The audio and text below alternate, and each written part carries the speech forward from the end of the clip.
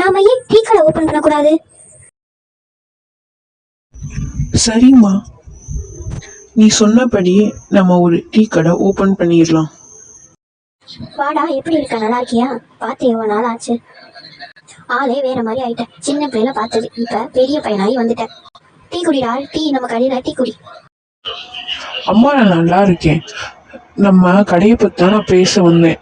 நம்ம ஏன் பெரிய கடையை ஓபன் பண்ணக்கூடாது? சரிடா, நீ சொன்ன மாதிரியே செய்யலாம். அதுக்கு நிறைய பொருளும் நிறைய செலவும் ஆகுமே.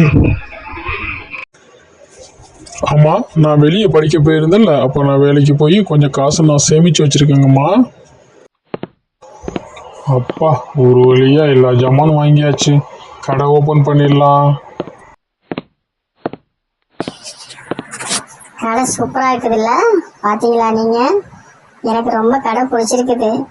பெரிய கடையா ஓப்பன் பண்ணியிருக்காங்க. கண்டிப்பா டீ சூப்பரா இருக்கும். நான் குடிச்சு பார்க்கறப்போ ஃபர்ஸ்ட் நான் தான். ஏன்னா அந்த கடை முத இன்விடேஷன் எனக்கு தான் கொடுத்துருக்காங்க. நான் ஃபர்ஸ்டா போய் பார்க்க போறேன். காஃபி ஷாப்ல காஃபி நல்லா இருக்குது. அதை விட ஜூஸ் ரொம்ப அருமையா இருக்கே. இங்க ரொம்ப டீ நல்லா இருக்குல்ல? ஆமா, இங்க ரொம்ப டீ நல்லா இருக்கு. என்னோட டீ ஷாப் இங்க வந்து எல்லாத்துக்குமே பிடிச்சிருக்கு. இதுக்கு அந்த கடவுளுக்கு தான் நன்றி சொல்லணும். எனக்கு ரொம்ப பெருமையாக இருக்குடா. நீ சொன்ன மாதிரியே பெரிய கடையை ஓப்பன் பண்ணி இந்த ஊர் ஃபுல்லாக நான் இப்போ ரொம்ப பிரபலமாயிட்டேன். எனக்கு ரொம்ப சந்தோஷமாக இருக்குடா. அப்பனால முடியாத நீ செஞ்சு காமிச்சிட்டடா. இது போல நிறைய கடையை ஓபன் பண்ணி எனக்கு பெருமை வாங்கித்தாடா.